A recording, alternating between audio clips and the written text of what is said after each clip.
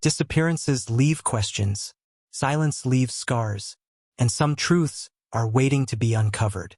Welcome to Silent Case. Before start a story, do not forget to subscribe. Thanks. The storm arrived without warning, sweeping over Copper Ridge in a rush of black clouds and cold rain that made the power lines shiver. By 11 o'clock, most of the town had surrendered to darkness.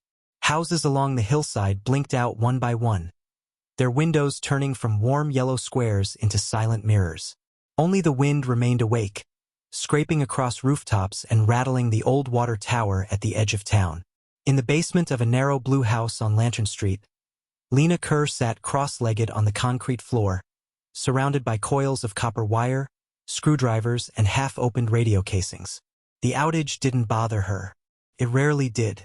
She kept an entire drawer of backup batteries, and her workshop had the quiet steadiness of a sanctuary she'd spent years building.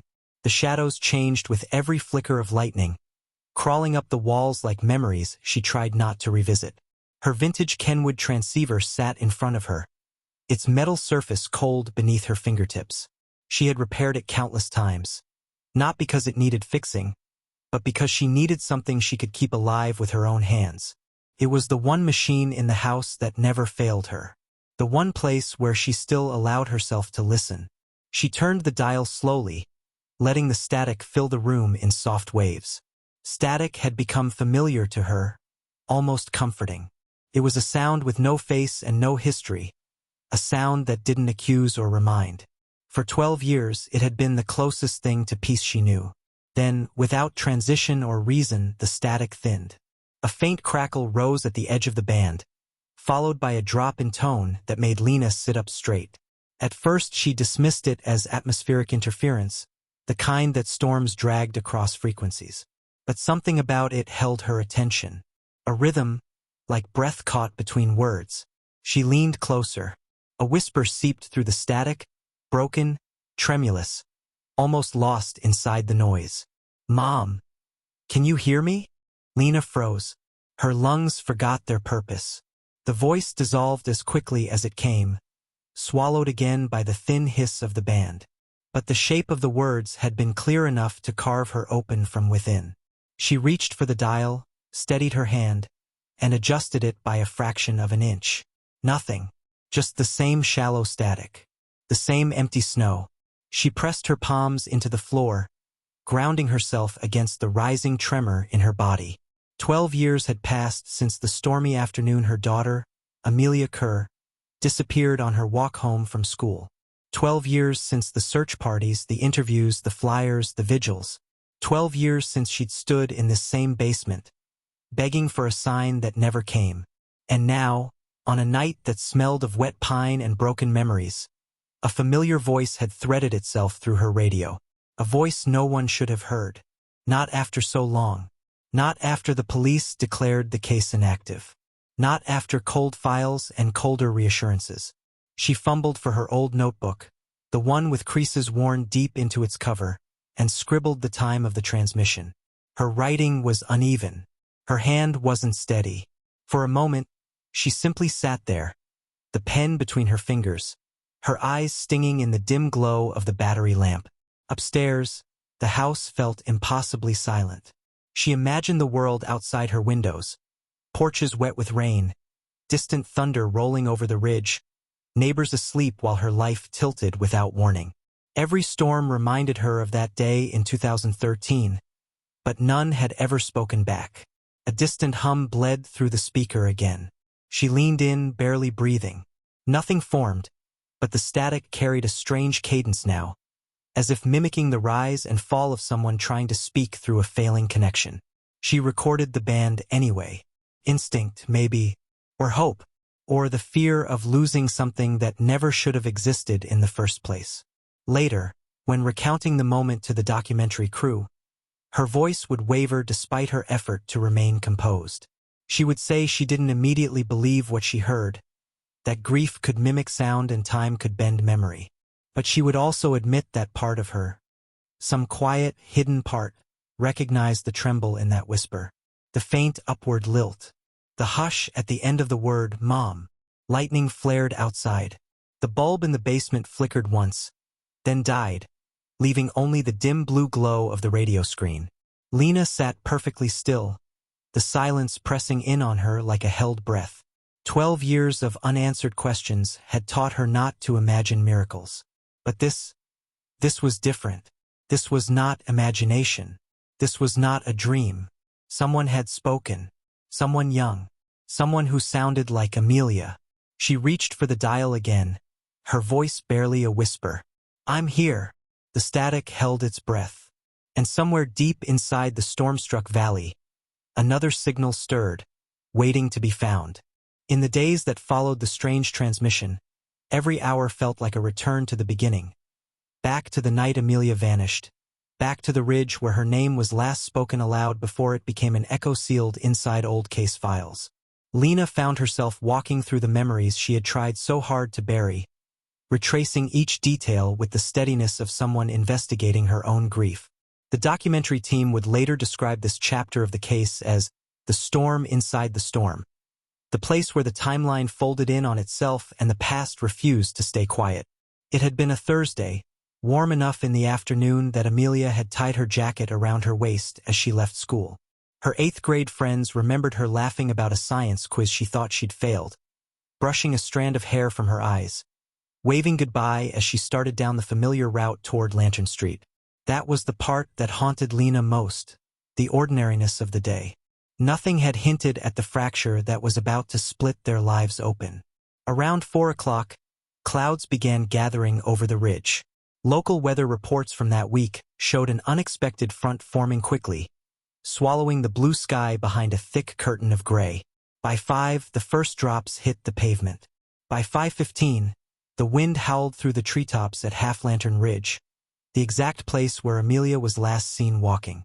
A single witness, a retired park ranger named Walter Griggs, later told police he saw a young girl near the tree line, shielding her face from the rain. He claimed she seemed distracted, pausing as if listening to something he couldn't hear. He waved at her, but she didn't register it. She turned her head toward the woods instead, as though a voice had called her name. Minutes later, she was gone.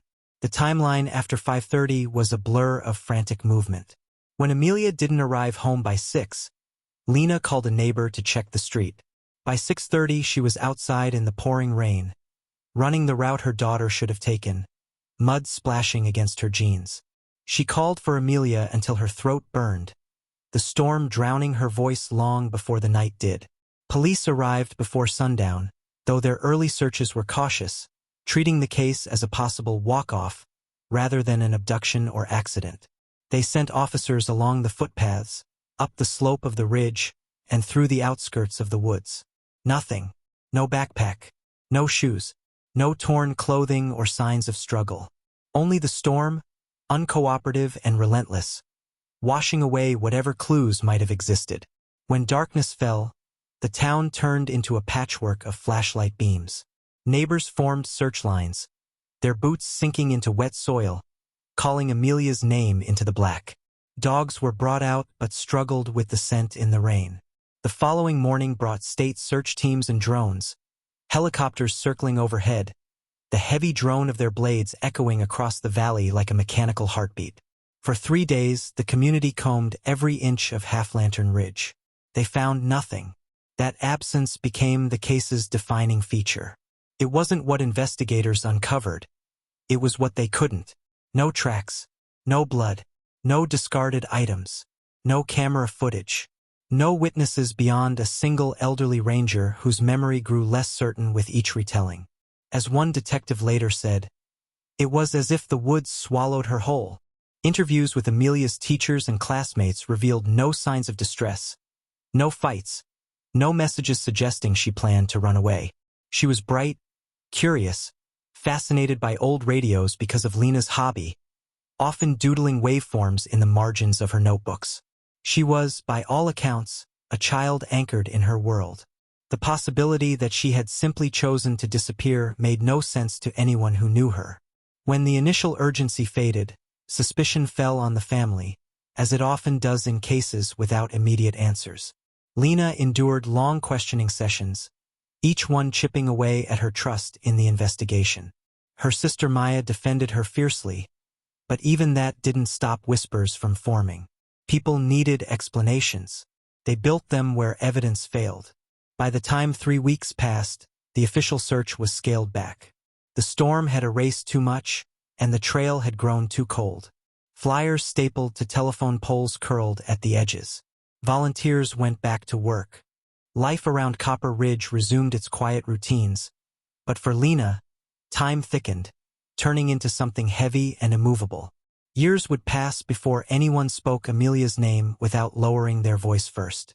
The documentary cuts between archival footage of the search and present-day interviews, making the gap between then and now feel both impossibly wide and painfully close. Lena watches some of the footage for the first time, her face unreadable, her hands still. She says she remembers every detail of that night. Every crack of thunder, every inch of the path she ran, every moment she felt her world narrowing around a single unanswered question. Now, sitting in her basement 12 years later, the impossible message she heard through the radio pushes that question back into the light. The past hasn't finished speaking, and someone or something has reopened the timeline. The weeks after Amelia's disappearance stretched into months, thinning out the initial urgency until it became something quieter, brittle, and unbearably still. In the earliest days, investigators called daily, updating Lena with search reports and newly canvassed areas. By the 5th week, their calls slowed. By the 8th, they stopped giving timelines altogether. Eventually, updates arrived only when Lena insisted on them, her voice tight with exhaustion, asking questions she already knew the answers to. Every detective who sat across from her carried the same weary expression, the same rehearsed tone meant to soften the blow of uncertainty. By late winter, the official task force had dwindled to a single detective assigned, as needed. He visited occasionally, always with a folder tucked under his arm and an apology in his eyes. His words became predictable. The weather compromised evidence, witness statements conflicted, leads evaporated. The file was expanding, but the investigation was shrinking. In quiet moments, Lena sensed they were preparing her for something she was unwilling to accept. The turning point came 9 months after the disappearance. Lena was called into the station, a meeting she approached with the tense hope that perhaps, after all this time, someone had found something, anything, to reignite the search. Instead, she walked into a small conference room where 2 investigators waited, their posture rigid, their hands folded too neatly. A single manila folder lay on the table between them. They spoke in measured phrases, explaining that resources were being reallocated, that the likelihood of discovering new information had diminished significantly, that the case would be officially classified as inactive. They used words like administrative necessity and statistical probability, as if the language of procedure could make the reality less devastating. Lena listened without blinking.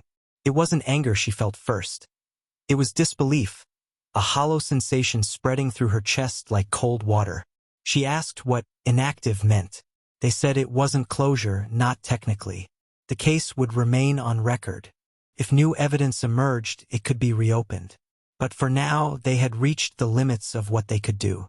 Lena felt her breath catch. To her, the limits they described sounded like surrender. She walked out of the station gripping the folder they had handed her, its edges digging into her palms.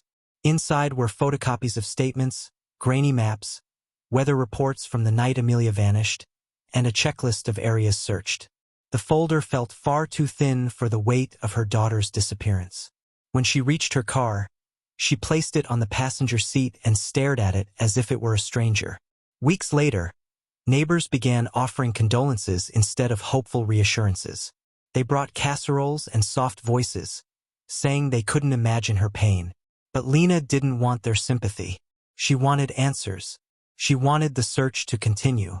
She wanted her daughter's name not to sink into the quiet resignation people seemed so ready to embrace. Even family members urged her to take care of herself, their voices trembling between concern and fatigue. Maya stayed with her as often as she could, though work pulled her away more frequently now. She had fought alongside Lena in the early months, challenging the investigators, demanding second reviews of maps and search logs.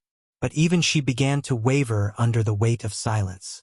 She tried to be practical, to balance hope with realism, though neither word felt meaningful anymore. The town slowly resumed its routines. The school year ended, then began again without Amelia's class photo appearing in the hallway. The stores decorated their windows for each new season. Lantern Street filled with holiday lights. Time moved, unbothered by the emptiness that lingered inside the small blue house. Lena moved through her days like someone living in two worlds. The one everyone else saw, and the one frozen on a ridge in 2013, waiting for a child who had not come home. In the documentary footage, Lena sits by the window of her living room, the folder resting on the coffee table. She says she left it closed for almost a year. She couldn't bring herself to read through the words that attempted to summarize her daughter's final known moments. When she finally did, she found that every detail, every sentence, felt incomplete, as if written by someone who had looked everywhere except where the truth was hiding. By the second year, she felt the distance between herself and the world widening. People stopped asking about the case. The flyers faded. The search logs gathered dust in the archives. The investigators moved on to other assignments. And with each passing season, Amelia's name was spoken less. The silence sharpened into something unbearable. The file became a symbol of that silence, thin, ordinary, and unbearably final. Yet despite everything, Lena refused to call it closure. She kept the folder near her desk, always within reach, as if proximity alone might anchor the life now missing from her home. Whenever storms approached, she found herself listening to her radios, adjusting dials the way others might light candles. It was irrational, she admitted in the documentary, but she felt closest to Amelia during storms, as though the weather carried echoes that no one else could hear. And then, 12 years later, on a storm-struck night much like the one that stole her daughter, the radio had spoken. Now the folder was open again, and the case that time tried to bury was stirring back to life. In the days after the storm, Lena moved through her home with the restless precision of someone caught between disbelief and certainty. Every object around her felt subtly altered, as though the house itself had absorbed the voice she heard and now held its breath alongside her. The thin case file lay open on the dining table, its pages fanned out like a long-forgotten map. For 12 years she had lived with silence. Now she found herself listening again, to the floorboards, to the shifting air, to the faint hum of her equipment, as if the house might speak a second time. She knew better than to share the incident impulsively.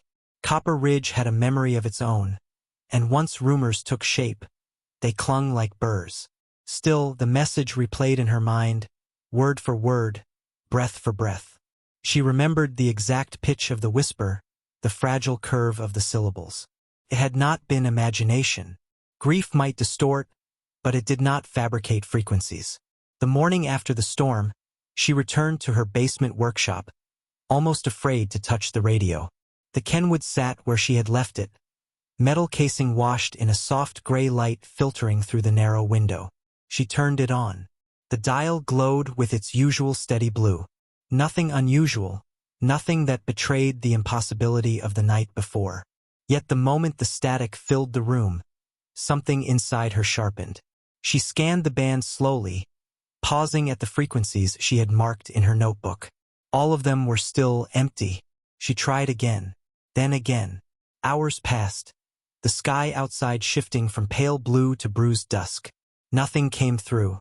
No whisper, no break in the static, no familiar trembling in the signal. But Lena was not deterred.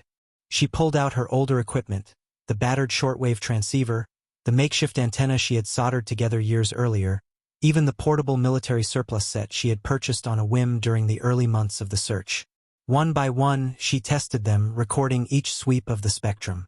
She cataloged angle, interference, weather pressure, anything that might influence reception. What she found was not a repeated message, but something subtler.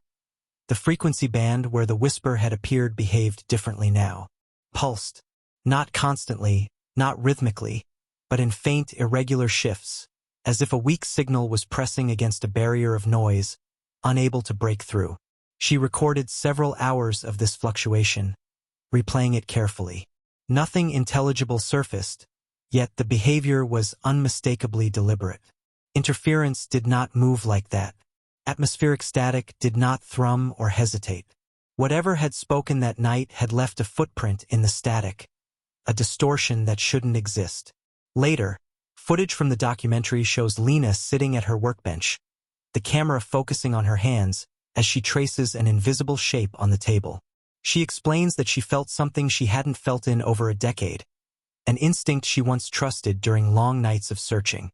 She felt watched, not in fear, but in recognition, as though the signal was aware of her listening. By the third night, her exhaustion blurred with determination. She brewed coffee, set her equipment in a careful semicircle, and kept the lights low. The storm had returned, lighter this time, rain pattering on the basement window like fingers drumming a warning. She adjusted the dial again, listening to the static stretch thin around the edges. Just after midnight, the band flickered. She nearly missed it, the shift was so faint. But the static thinned again the same way it had the first night. The hairs on her arms rose. She held her breath. Something pressed through the noise, warped, distant, but undeniably present. Not a voice this time, not words. More like a sigh, or the brittle break of air drawn too sharply. A sound with intention behind it. Then the signal surged, clearer for a heartbeat before dissolving. It left behind a single, clipped burst, 3 rising tones followed by silence. They were not random. They carried a pattern she recognized instantly, though she hadn't heard it since Amelia was a child. 3 tones. The little signal Amelia used when she pretended to call from her toy walkie-talkies. A private code between mother and daughter. Lena's breath caught. Her pulse thudded in her ears. She whispered her daughter's name without meaning to, the syllables slipping out as if pulled from her. The static wavered in response. This was no ordinary interference. Someone or something was sending signals shaped by memory. She scribbled down the newfound tones, documenting the exact frequency. The realization hit her cold and clear. If this signal was deliberate, it had a source. And if it had a source, it could be traced. Above her, thunder rolled over Copper Ridge, the old water tower groaning as wind pressed against its rusted frame. The valley carried sound differently when storms came through. It was said voices could travel farther, bouncing between ridges like time refusing to settle. Lena adjusted her headphones, steadied her hands, and tuned the band again.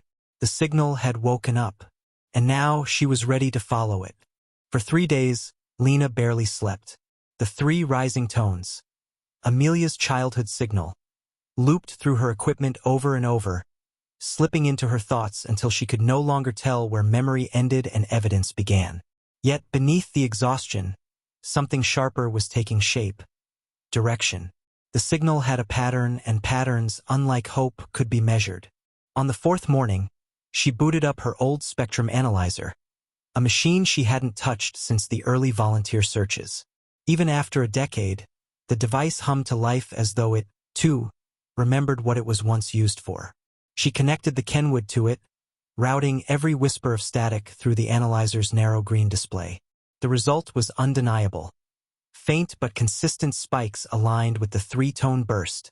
Signals leave fingerprints. And this one had left a trail. She replayed the recording at various speeds, mapping each spike.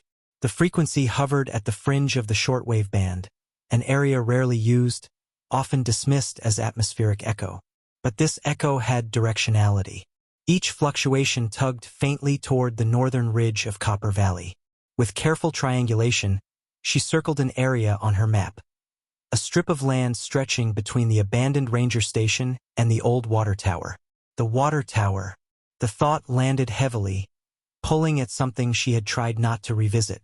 That tower had been the final landmark Amelia passed the afternoon she disappeared. Search teams had scoured around it, but never inside. The structure had been condemned even back then. Rusted supports, loose panels, the interior flooded knee-deep. The idea that something could have been overlooked there was both unthinkable and nauseatingly possible. By late afternoon, clouds drifted back over the valley, smearing the sky in pale gray. Lena took her backpack, flashlight, notebook, small handheld radio receiver, and drove toward the ridge. The road curved through the woods, each bend bringing back echoes of old search routes. She parked at the trailhead and began the climb toward the tower, her breath tightening with each step. The tower rose above the trees like a rusted sentinel, its frame creaking in the wind.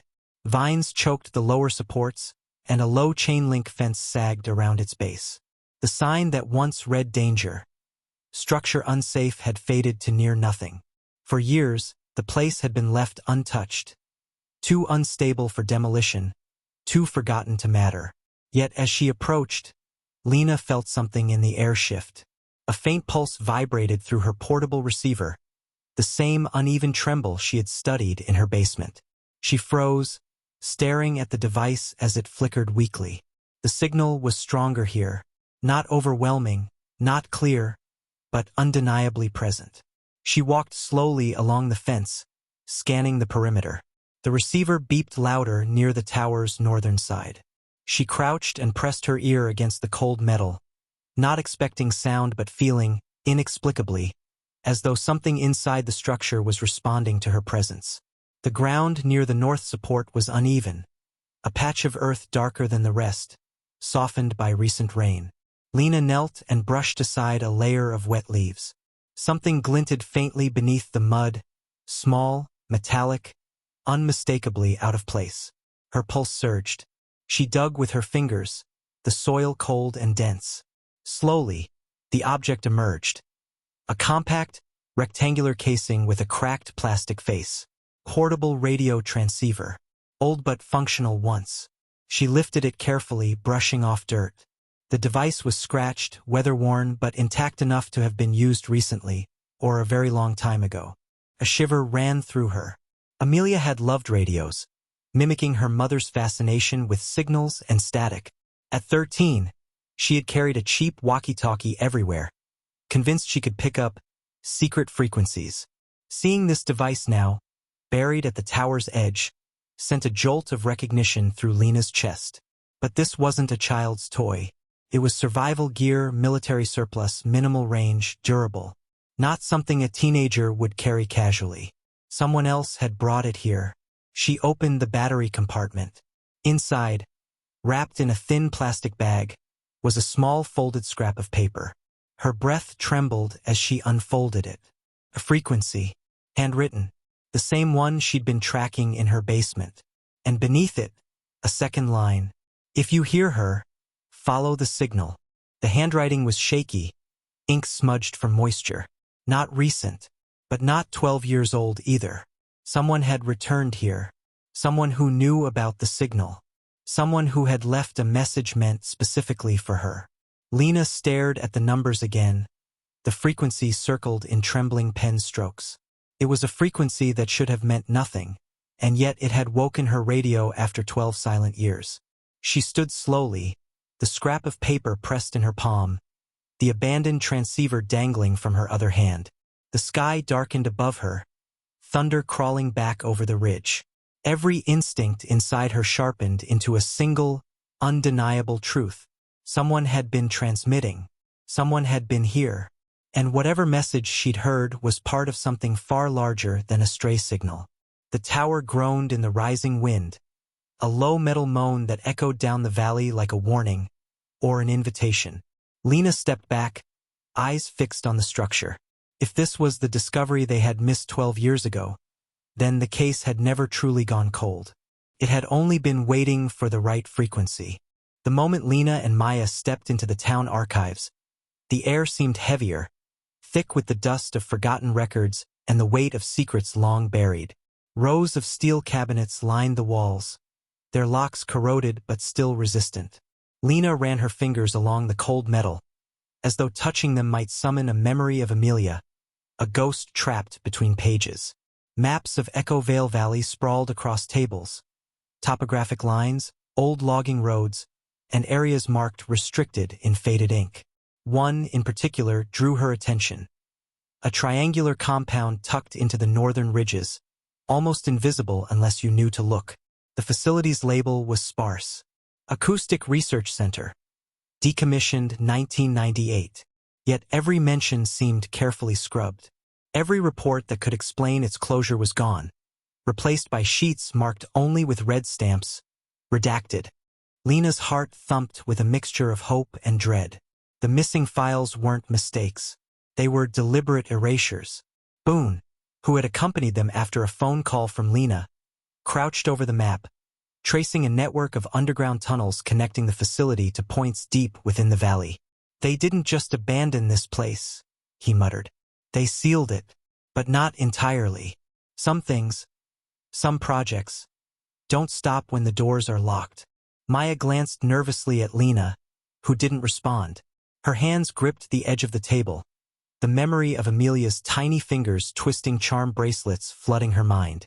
The thought of her daughter walking barefoot in these same hills, lost to a system no one dared discuss, tightened a knot of fear and anger in her chest. Outside, the wind carried the faint scent of damp earth and pine. Lena imagined Amelia here, somewhere in this valley, hearing sounds meant only for her. It was impossible to know whether those days were counted in hours, weeks, or years. But one thing was clear. The signals from the radio weren't random. They were intentional, targeted, precise. And someone alive was still behind them. The former communications officer arrived later that afternoon, his steps hesitant, eyes flicking over every corner as though the shadows themselves could report back to unseen observers. He had served decades at the facility, long enough to know its rhythms and secrets, yet he had left without fanfare when the official closure came. "You need to understand," he said, voice low and careful. "They didn't shut it down. Not really. The public story was that it ended. But it didn't. It was silenced." Lena's stomach twisted. Silenced. The word carried the same cold precision as the missing files. The implications were staggering. A facility built for acoustic research, sealed from oversight, with children somewhere inside its network, subjected to experiments that manipulated emotion, memory, even identity, and no one accountable. She swallowed hard. Why would they do this? After all these years? The officer's gaze softened, almost sympathetic.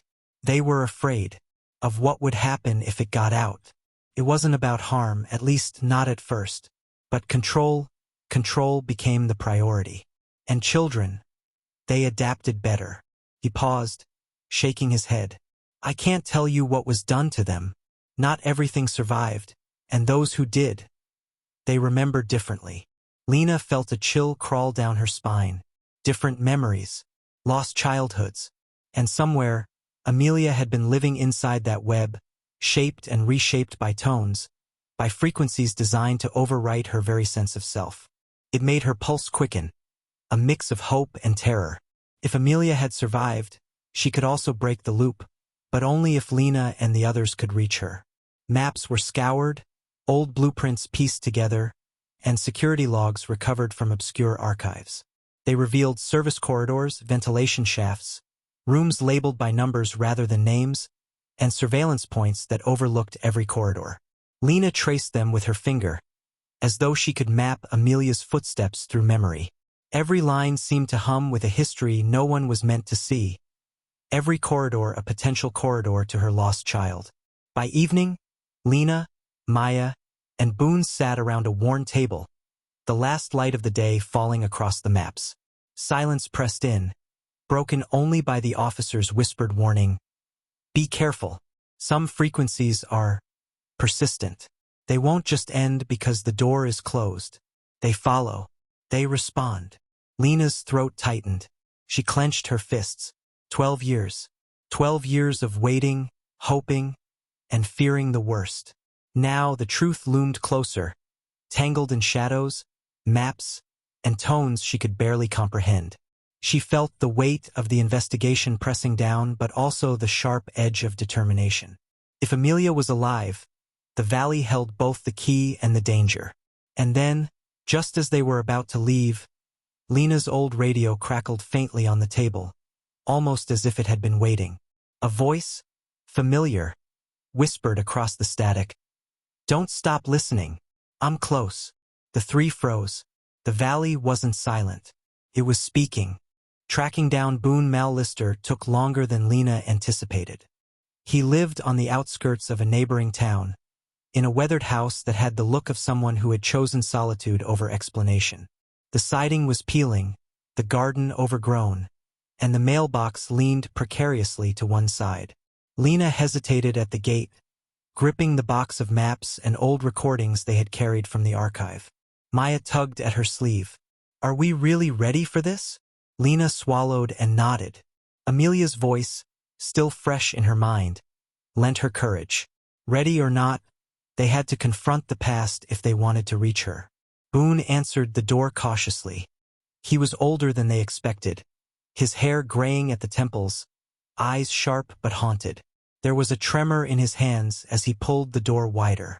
He didn't recognize Lena or Maya at first, but the mention of the valley, the frequency, 245 kilohertz, shifted something in him.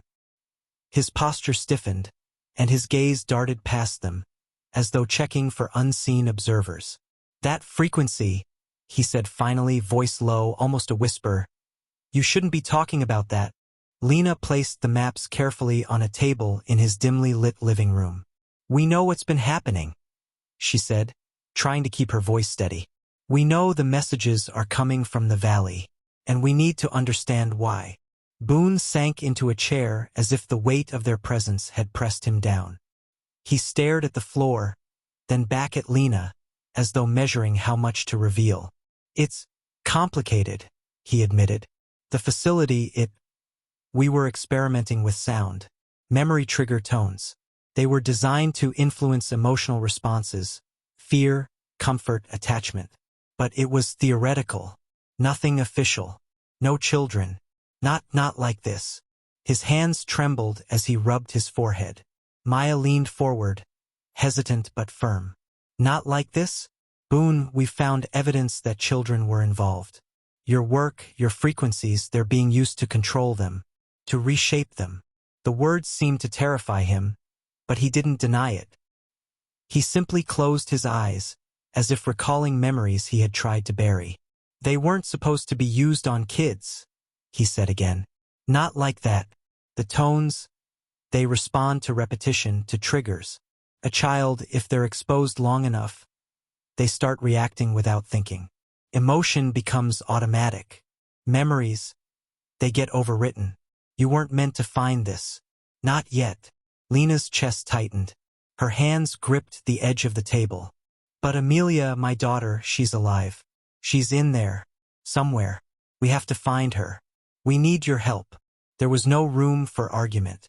Boone swallowed hard, his eyes flicking toward the maps on the table. Lines and corridors sprawled across them, routes into the facility that hadn't appeared on any public records.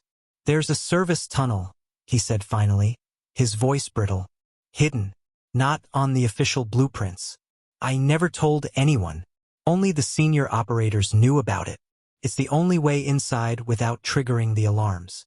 Maya's brow furrowed. "Why didn't you ever leave a clue? Why let them continue?" Boone shook his head. "I tried. I left.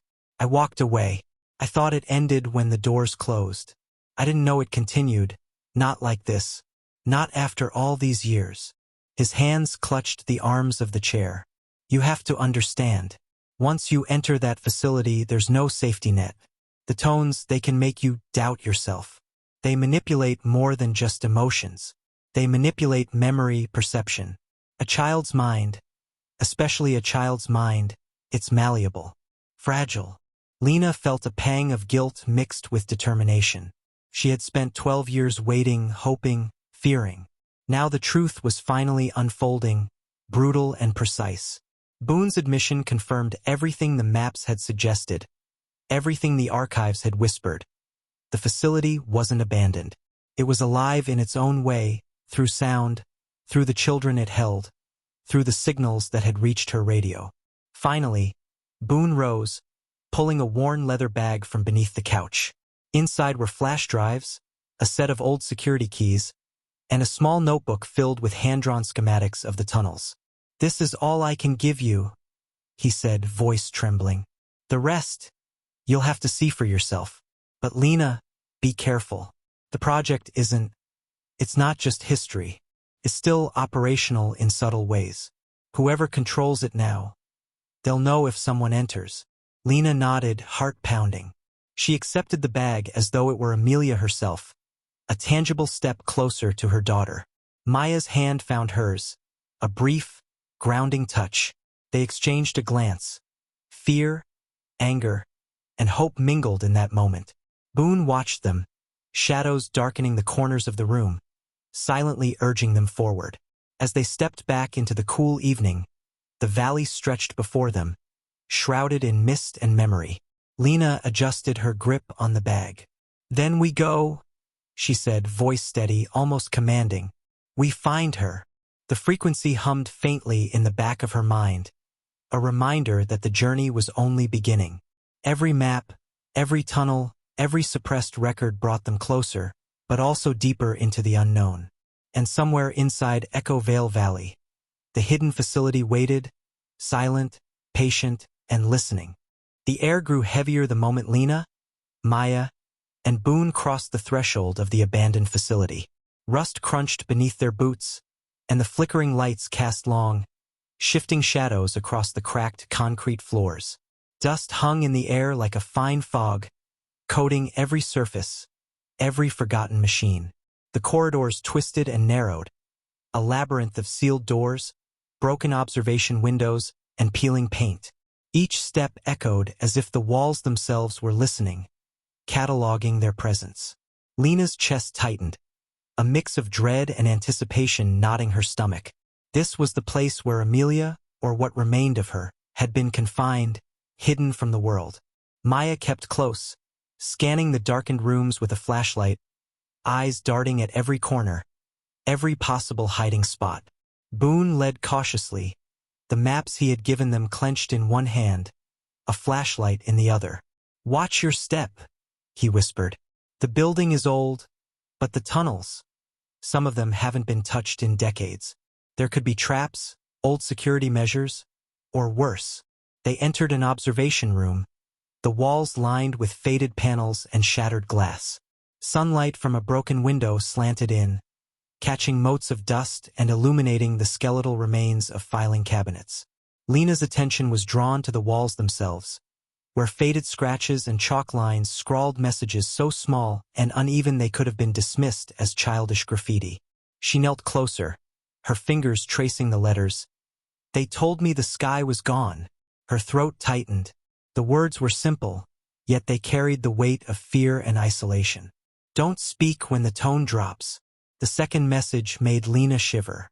She recognized the cadence from the tapes they had found earlier, the cold precision of control, the insidious rhythm designed to manipulate mind and body. Boone swallowed audibly beside her. "They followed every protocol," he murmured. "Every experiment was designed to reinforce obedience, to silence them, literally and psychologically." Lena's eyes found the final message. "Mom, please come get me." Her breath caught. The handwriting was small, cramped, but the desperation behind it was unmistakable. Lena felt tears prick at the corners of her eyes. 12 years of searching, of waiting, of imagining the worst. This was Amelia's voice, preserved in the scratches of a wall, a plea for rescue, for recognition, for a return to a world she had been stolen from. Maya stepped closer, pointing to a narrow vent near the floor, partially hidden behind an old metal cabinet. "Look at this," she said. Lena crouched, peering into the small space. The evidence was immediate and undeniable. Blankets crumpled neatly against one side, a few sheets of paper covered in childish drawings, empty water bottles lined in careful rows. Whoever had been sleeping here had been recent. Not days, not weeks, but hours, perhaps. Lena's heart leapt and sank at the same time. Amelia had been here. She had been alive and aware, surviving in these narrow confines. Boone frowned, inspecting the vent more closely. "They couldn't have planned for this," he muttered. "The tunnels, the isolation. This is resourceful. Whoever stayed here knew the patterns, knew the tones, and found a way to hide from them." Lena's mind raced. Amelia had been trained to respond to every cue, every frequency. Yet here she was, defying containment in the smallest of spaces, leaving traces that were both a cry for help and a sign of resilience. The room itself seemed to pulse with the weight of memories, echoes of children's laughter and fear, fading now into silence. Lena ran her fingers over the walls once more, taking in the drawings. Stars scratched into plaster, houses with crooked windows, faces with wide, unblinking eyes. Each mark was a fragment of a stolen childhood, a breadcrumb of existence left in defiance of the facility's cold control. Maya whispered, "She's close. I can feel it." Lena nodded, swallowing the lump in her throat. Every nerve in her body screamed that this was the threshold of discovery, that the child they had been searching for so long was just beyond reach, hidden in the veins of the facility's shadowed interior. They moved carefully, marking their path on the maps, cataloging each room and vent as they progressed deeper into the structure. The air grew colder, heavier with dust and history, and the feeling of being watched settled over them like a weight. Lena's fingers lingered on the edge of a wall, brushing against the small scratches and drawings once more, as if trying to absorb Amelia's presence through touch alone. And then, faint, almost imperceptible, came a sound that made their hearts stop. A whisper, soft, fragile, but unmistakable. Lena froze, every instinct screaming at her. "Mom!" Her pulse surged. It was her daughter. Somewhere, not far, in the walls of the abandoned facility, Amelia was waiting, alive, and listening. The vent had been only the beginning. As Lena, Maya, and Boone pressed deeper into the facility, the corridors constricted, turning into narrow, oppressive passages that seemed to stretch endlessly into shadow. Dust motes danced in the weak light of their flashlights, the silence heavy, almost deliberate, as though the building itself were holding its breath. Somewhere ahead, faint scuffles and soft whispers suggested the child they sought had slipped further into the labyrinth, deliberately avoiding detection. Lena's heart pounded. Every second counted, yet each step felt slower, the tension compressing time and space around them. They reached a small control room, untouched for decades, its glass panels clouded with grime, and its panels coated in a layer of dust that disturbed the air with each careful touch. Stacks of tape reels and folders lay scattered across shelves and tables. Each one bore labels in crisp handwriting, Subject 1, Subject 2, and so on, until a particular set of reels drew their attention. Hundreds of them stamped Subject 7. Lena's fingers trembled as she picked up the first tape, the paper brittle and edges frayed. She could almost hear Amelia's presence in the room, a living echo of the girl who had once disappeared into the system. Boone inserted a reel into an old playback device, and the room filled with the low hum of the recording. A child's voice emerged, emotionless, as if every intonation had been meticulously clipped and calibrated. Words were missing gaps where speech should have been. Pauses unnaturally long. Lena winced at the sterile cadence, the deliberate erasure of natural speech patterns. It was Amelia's voice, yet it had been reshaped, fractured, overwritten. Maya traced her hand along the shelves, uncovering more reels, more folders. The labels revealed snippets of information, dates, session numbers, frequencies, experimental parameters, but the content was what froze her blood. Each tape detailed the controlled exposure to tones, the responses logged meticulously by unseen observers. Fear, joy, curiosity, sorrow, all measured, monitored, and redirected. Emotions were stripped away and replaced with precise reactions dictated by the project. Memory itself had been subject to manipulation, fractured into carefully orchestrated segments. A child could be conditioned to obey, respond, and perform, yet remain compliant, unknowing, unfeeling. Lena sank into a chair, her fingers clutching the edge of the table. She could almost see Amelia, sitting alone in one of these cold rooms years ago, learning to associate sounds with responses, learning to suppress the natural rhythm of her thoughts and feelings. The tapes were horrifying in their clinical detachment, yet devastatingly human in the story they told. This was not about war or espionage. It was about creating obedience in its purest, cruelest form. Children adapted better than anyone expected, and the system had exploited that adaptability with cold precision. Boone watched her, his face pale in the flickering light. "We thought it was theoretical," he said quietly. "They never meant for it to reach this scale. But the children, they survived. They adapted. They became functional within the system." His voice faltered. "It wasn't supposed to harm them, not officially. But it changed them. Fundamentally." Lena felt the edges of rage and sorrow prick at her chest. 12 years of questions, of searching, of imagining the worst, collided with the grim reality of the recordings. Amelia had lived through this, endured it, and yet she had not been broken completely. Somewhere inside, the real child, the one who had begged for her mother, still existed, fragile but alive, waiting for recognition, waiting for rescue. The narration of the tapes continued, dry and systematic, yet the human element could not be hidden.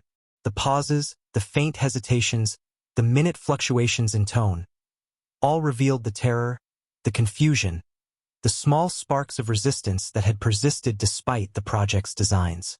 Lena traced the titles and dates on the reels. She realized that Amelia had been a carefully observed subject, monitored and manipulated over months, perhaps years, each session recorded, catalogued, and used to shape her responses. Maya shuddered, whispering, "All of this, for what? To control them like lab rats?" The question hung in the air, heavy with moral weight. Lena shook her head. It wasn't just control. It was theft, the theft of childhood, of identity, of memory itself. And yet, the girl had survived, hiding in vents, leaving traces, leaving messages. She was defiant, resourceful, and still, somehow, Amelia. As the last tape ended, Lena looked at Boone, her expression resolute. "She's close," she said. "I can feel it. We have to find her before it's too late." The sound of a faint scuffle echoed down the corridor, and a small shadow disappeared around the corner. The girl had slipped away again, teasing them, guiding them, leaving them breadcrumbs through her fear and cunning. Lena's hands clenched. 12 years of absence, and now 12 years of survival, all funneled into this moment. She felt the weight of history pressing against her, of the stolen childhoods recorded in these tapes, and the responsibility she bore as a mother finally confronting the traces of her daughter. They moved forward, deeper into the facility, each step deliberate, each heartbeat echoing the tension of discovery. The corridors stretched ahead, shadowed and unknown, and Lena knew, with every fiber of her being, that Amelia was not far. Somewhere inside these walls, the child who had endured the impossible waited, and the moment of reunion was drawing closer. The narrow corridor opened into a small observation cell, the air stale with years of disuse, mingled with the faint metallic scent of rust and damp concrete. Lena, Maya, and Boone paused at the threshold, flashlights trembling in their hands, illuminating the room in jagged sweeps of light. There, huddled in the corner, was a girl. Her frame was thin, almost skeletal, wrapped in a tattered blanket that had seen better days. Her hair fell in uneven strands around her face, and her eyes, large, wary, haunted, stared at them with the unblinking intensity of someone who had learned to measure every movement, every expression, for danger. Amelia, or what remained of her identity. Lena's throat constricted. She stepped forward, instinctively softening her voice, letting every syllable roll with care, just as she had done thousands of nights ago when she sang lullabies to a child too young to understand the world's cruelty. "Amelia," she whispered. Her voice was barely audible, but in that silent, stagnant room, it seemed to carry, vibrating gently against the walls. The girl's head tilted slightly. Her eyes tracked Lena's movement, cautious but curious. A moment of recognition flickered, faint and fragile. "You sound like her," she murmured, voice cracked and hoarse, the syllables slow, deliberate, as though she were testing them against memory. Lena's chest tightened, and tears welled in her eyes. It was her daughter, and yet not fully. Years of confinement, manipulation, and survival had carved a new edge into her identity, one that bore both the echoes of childhood and the scars of the unknown. Maya moved closer, kneeling at the edge of the cell. "It's okay," she said softly. "We're here now. You're safe." The girl flinched at the sound of another voice, shrinking back slightly, her body coiled as if expecting punishment or sudden command. Lena understood immediately. The tones, the training, they had conditioned her to respond with fear to unfamiliar human presence. But the cadence, the warmth, the softness of her mother's voice penetrated, cutting through years of programmed instinct.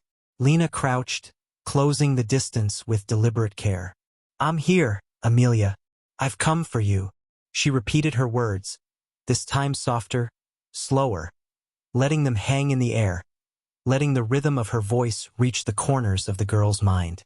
The child's breathing was shallow, uneven, a mix of fear, caution, and instinctive curiosity. Every muscle was tensed for flight, for the smallest command, yet slowly, hesitantly, the girl's body began to relax, imperceptibly at first, then in more discernible increments. Amelia's hands, pale and fragile, trembled as she reached out toward Lena, but recoiled halfway, unsure if trust was a choice or a trap. "Mom?" The single word, drawn out and questioning, struck Lena with unbearable force. Her arms quivered as she stretched them forward, careful not to force contact, letting the girl's hesitancy dictate the pace. "Yes, honey, it's me. I'm here."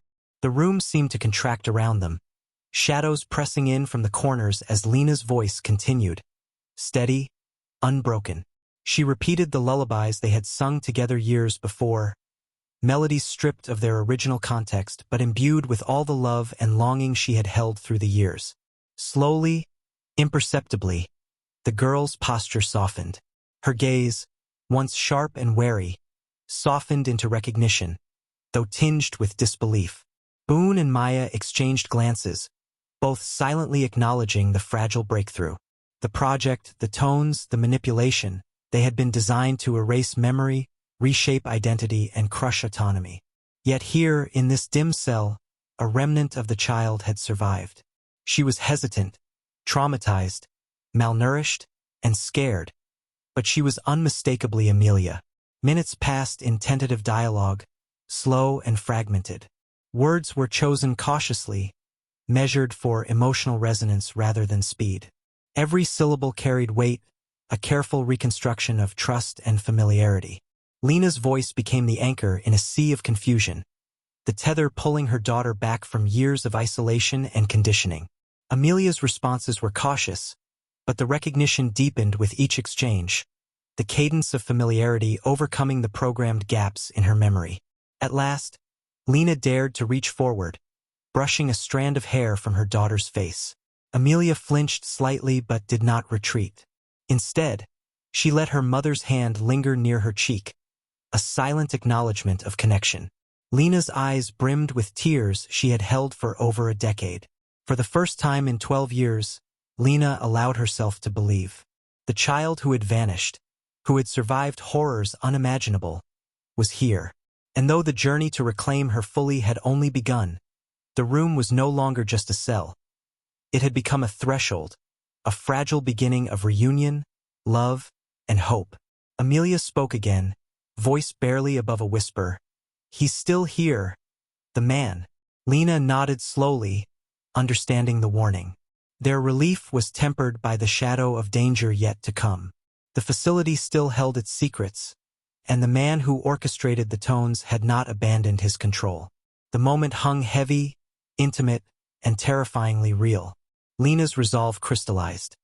They would protect her, reclaim her, and confront the man behind the signal. Nothing, not years of manipulation nor the facility's labyrinthine horrors, would take Amelia from her again. A shadow detached itself from the deeper corridor, tall and deliberate, moving with a calm, almost predatory precision. Lena instinctively stepped closer to Amelia, her hands clenched into fists, but Boone signaled her to stay still. The man's movements were unhurried, measured, and yet each step seemed to fill the room with a quiet authority. When he emerged fully into the dim light, the flashlight revealed a face lined with age but composed, expression serene, eyes coldly calculating yet disturbingly gentle. Dr. Elon Voss. The name alone had haunted the fringes of their investigation, whispered among old files and half-forgotten reports. Voss raised his hands slowly, as if to demonstrate non-threat, and spoke in a voice smooth, calm, almost rehearsed. "I see the girl has returned to herself," he said, tilting his head slightly, studying Amelia. She shrank back instinctively, instinct sharpened by years of training, yet there was curiosity in her gaze. Lena felt her pulse hammer in her ears, the weight of a decade's terror now focused into this single confrontation. "You?" Lena breathed, stepping forward, her voice a mixture of accusation and relief. "You did this. To her. To all of them. Why?" Voss's lips curved into a faint, unreadable smile. "Did this?" he repeated, as if the words carried no meaning, or perhaps meaning beyond Lena's comprehension. "I did not harm them. The project was never meant to cause suffering. On the contrary, it was designed to reshape trauma, to erase fear in children who had no one to protect them. We created an environment where instinctive responses to danger were mitigated, where emotional stability could be controlled." Amelia's breathing quickened, the tiny rises and falls of her chest betraying the residual conditioning she had endured. Lena swallowed hard, her anger tempered by a reluctant comprehension. "Controlled?" she asked, voice tight. "You call this control? You erased their childhoods, their memories. You trapped them underground for years."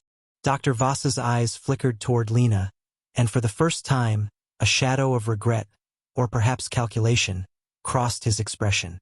"No one ever intended for children to remember in this manner," he said softly. "Amelia was never supposed to recall her past. The tones, the sequences, they were designed to maintain safety and compliance. Her awareness, her recognition of you, your voice, these are anomalies. The more she recalls, the more unstable the tone network becomes." Lena's fists tightened, fury and horror colliding inside her. "Anomalies?" she spat. "She is my daughter. Every memory you tried to erase is still here. Every lullaby, every voice, every piece of me you thought lost. She remembers. She's alive because she remembers." Voss inclined his head slightly, acknowledging her statement without judgment, almost as if observing a fascinating experiment in real time. "Indeed," he murmured, "the system was never meant to fail. But memory, particularly maternal recognition, is a variable we did not fully anticipate. Amelia's recollection destabilizes the network. It undermines the very mechanisms that control perception and behavior within this facility." Amelia shifted slightly, her eyes narrowing as recognition solidified. Her voice was small but clear, the cadence shaped by years of conditioning yet unmistakably hers. You made me?" she trailed off, uncertainty and fear tangled with the strength of someone surviving unimaginable circumstances. "Yes," Voss admitted, calm and unwavering. "I orchestrated the sequences, monitored the responses, and ensured the protocols were followed. But always with intention, with rationale. You see, we believed we could erase fear and grief, sculpting emotional resilience from the raw material of vulnerability. It was not cruelty for its own sake. It was a method, a means to protect."